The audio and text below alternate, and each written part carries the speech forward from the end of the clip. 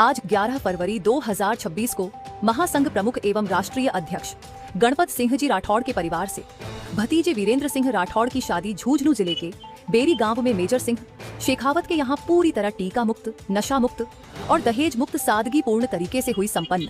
ये पिछले 3 वर्षों में गणपत सिंह जी राठौड़ के परिवार की लगातार 8वीं आदर्श शादी है।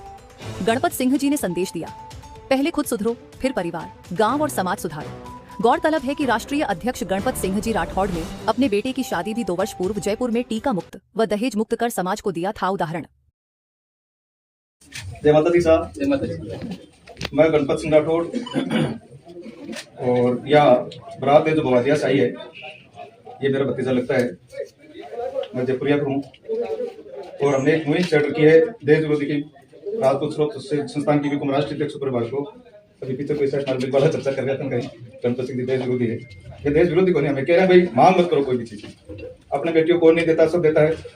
अभी मेजर सिंह जी नाराज हो रहे थे जब हमने कहा कि हमारे टीका लेना ही नहीं, दिखाते क्यों हमारे को लेना ही नहीं है, हमने मना कर दिया नहीं लेना है। ठीक है आप बेटी वाले आपका काम था दिखाना देना, हमने स्वीकार नहीं किया है। मेजर सिंह जी हमारे बुआदिया की ये 3 साल के अंदर ये 8वीं बरात है, हमने किसी का भी टीका नहीं लिया। और आज ये भी जान करके आप खुशी होगी कि आज कोई गोल टेबल नहीं लगेगी, दारू नहीं है, बिल्कुल बराती सुन लेना चित्र। बाकी एक हमारी मुहिम एक तरह से कि समाज जागृत हो, सजग हो, हर आदमी अपने बेटी को देना चाहता है, चाहे गरीब हो चाहे अमीर हो। हम इस चीज का इसलिए विरोध करते हैं कि आज इनके दिखावे के चक्कर में अपनी जमीनें बिक गई, अपने प्लाट बिक गए।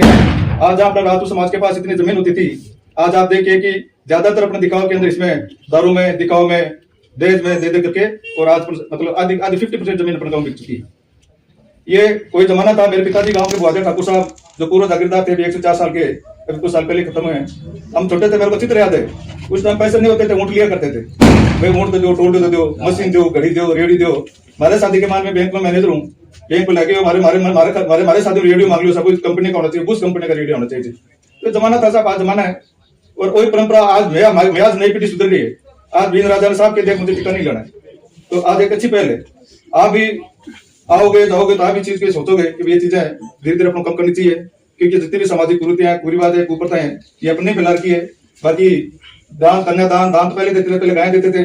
आजकल अपन नई नई चीजें ले लिए साहब, ये चीज होना चाहिए, ये चीज होना चाहिए, उसके गहना होना चाहिए, उसके जिठाने घी होना चाहिए, देवाने घी होना चाहिए। हमने भी आपके बेरी के अंदर, मैं किसी का नाम नहीं लेकर तो बताता हूँ, मेरे देश के अंदर 6 लेडीज आपकी बेरी की मेरे जयपुर जुड़ी हुई है, चाहे बेरी की बेटी हो चाहे बेरी की बहू, वो मेरे देश से जुड़ी हुई है। उनका भी मतलब जब तक मातृशक्ति नहीं सुधरेगी तब तक नहीं सुधर सकते, क्योंकि ये भावना सबसे पहले महिलाओं से शुरुआत से फलाना के देता है तो आप नाम होना चाहिए। तो आइए हमारी मुहिम चला की है कि कम से कम ये दिखावा करें, कम से कम दहेज लें। जो पैसे अपने दिखावा में दहेज में देते हैं उसको अपने बच्चों को पढ़ाओ।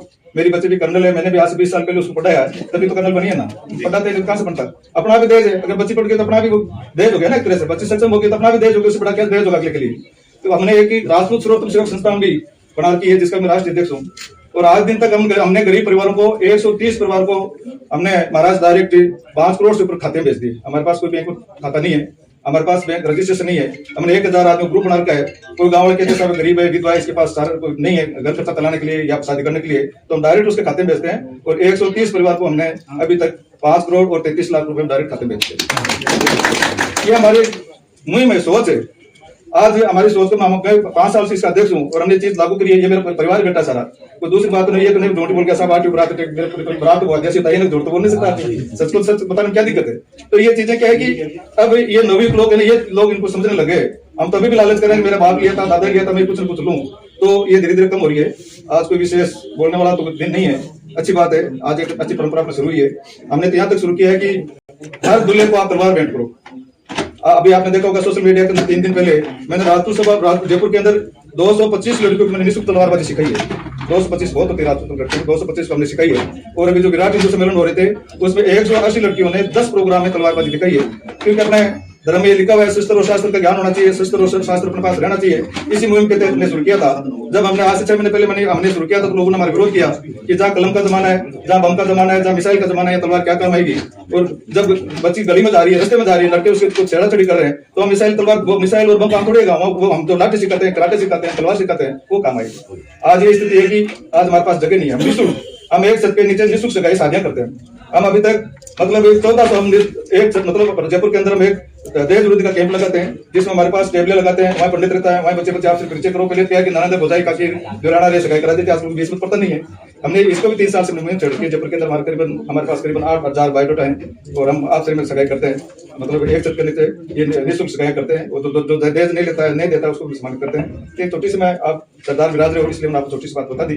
जय माता दी।